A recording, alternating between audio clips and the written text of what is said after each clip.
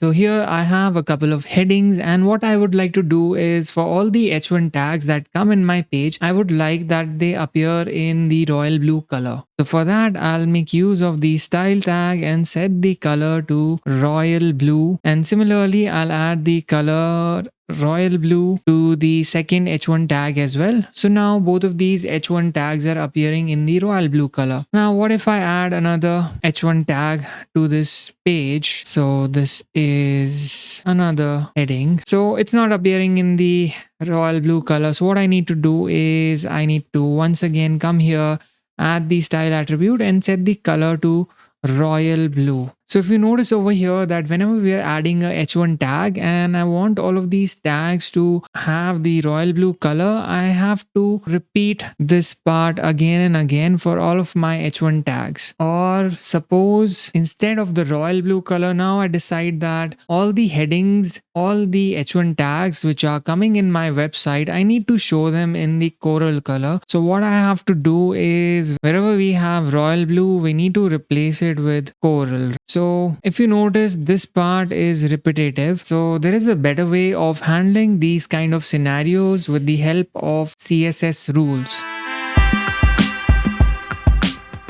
Let's write our very first CSS rule. We can do so with the help of the style tag, and a CSS rule consists of a selector, and we have these opening and closing curly bracket pair. Inside the selector we specify the property and we give it a value, just like how we have a property over here and we have a value. This entire thing in totality, this is known as a rule. This part, right?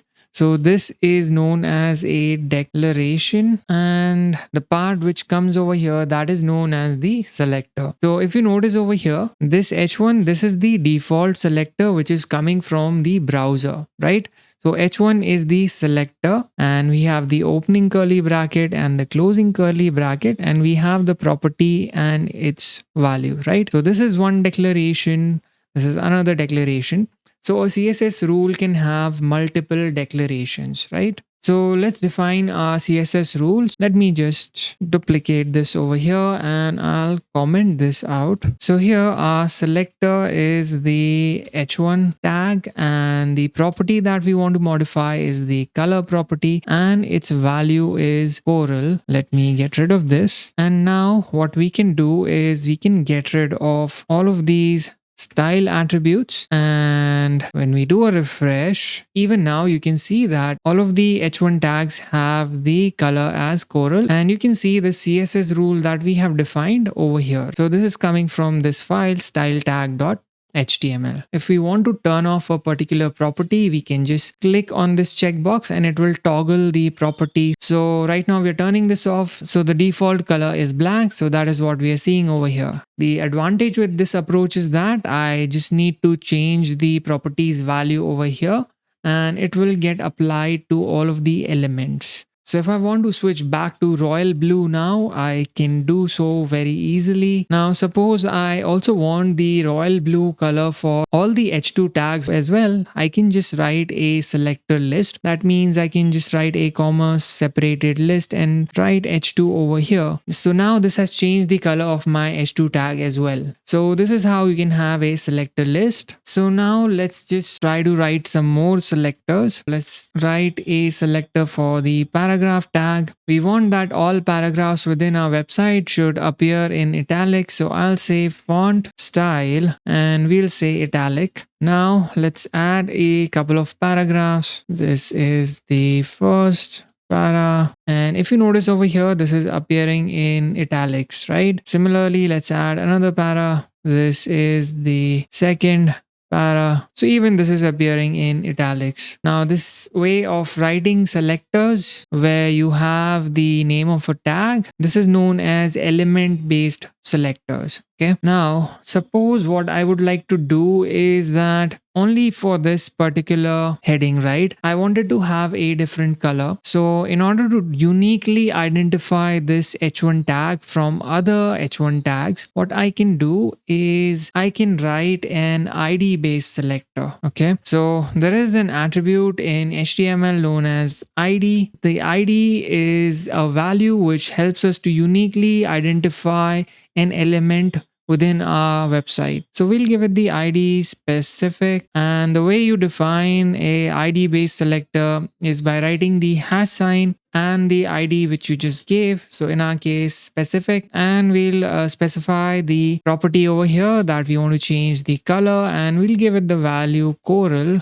And now you can see the color for just this particular heading has been changed to coral, right? So you can see the CSS rule over here. So if we turn this off, right, you can see once again the color royal blue is getting applied. So the rule that we wrote over here, right, this is taking precedence, and if we turn this off, the default styling is getting applied. So that is why we also call CSS as cascading style sheets. So we can have multiple rules over here, and depending on how the rules have been defined, the browser will apply a specific rule to an element, right? So now if we turn off this particular rule, you can see that this rule is getting applied, right? And suppose we turn this one off, then the default styling is getting applied. So this is what is meant by cascading, that it allows the browser to determine the rule which needs to be applied when there are multiple rules, right? So this was one rule, this is another rule, and they were all targeting the same element, right? So cascading allows the browser to determine which rule needs to be applied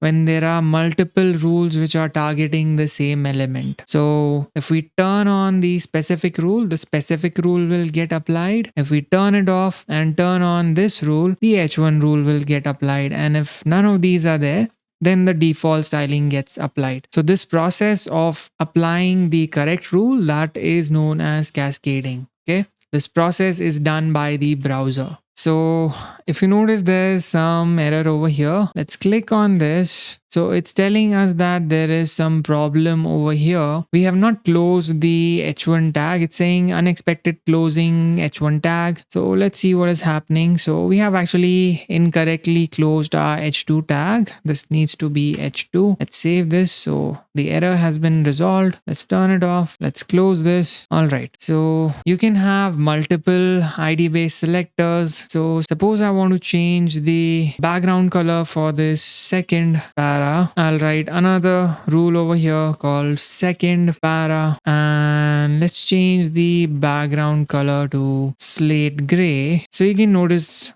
the change has been applied over here. Let's target this element. You can see that this rule is getting applied over here. Now let's take a look at the third kind of CSS selector, which is class based selectors. So we define class based selectors with the help of the class attribute, and here let's give a name. Suppose I want that this paragraph should have a large font size. Okay, so let's give it a class name called text XL, and in order to write a class based selector, we precede it with a dot, and then we'll write text XL, and we'll say font size, and we'll say extra large. Okay, let's save this. You can see the font size for this element has increased, and this class is getting applied to it. The advantage of using a class-based selector is that we can reuse this. Okay, suppose I want this particular element also has an extra large font size. What I can do is add the class attribute, write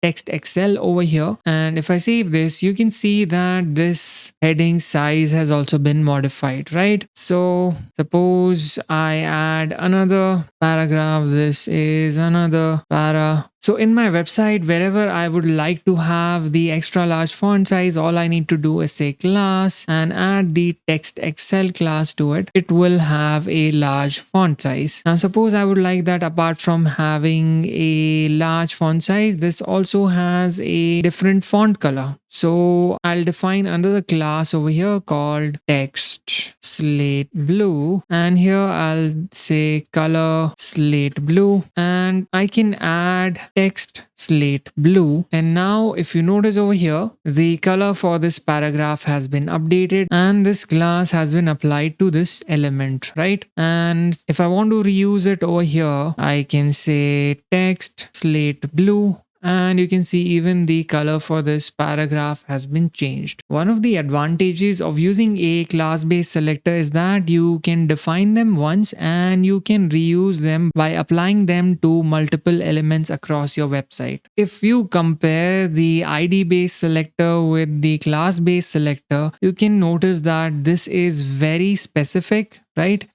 This can be only applied to a single element, a unique element within your website, whereas the class-based selectors, these are reusable, right? You can apply them to multiple elements. So this is the most generic version. This is a bit specific, but not as specific as the ID based selector, right? So this is highly generalized. This is less generic than the element based selector or the tag based selectors, and this is the most specific one. And the advantage here is that you can reuse your styles over here, right? Whatever classes you're writing over here, you can apply them to multiple elements. If you notice over here, the way we have defined our CSS rules within the style tag, this is known as internal CSS. Okay, the first one where you make use of the style attribute, this is known as inline CSS, and this one is known as internal CSS. You can help me grow by liking this video and subscribing to my channel. If you wish to receive notifications about any new content from this channel, hit the bell icon.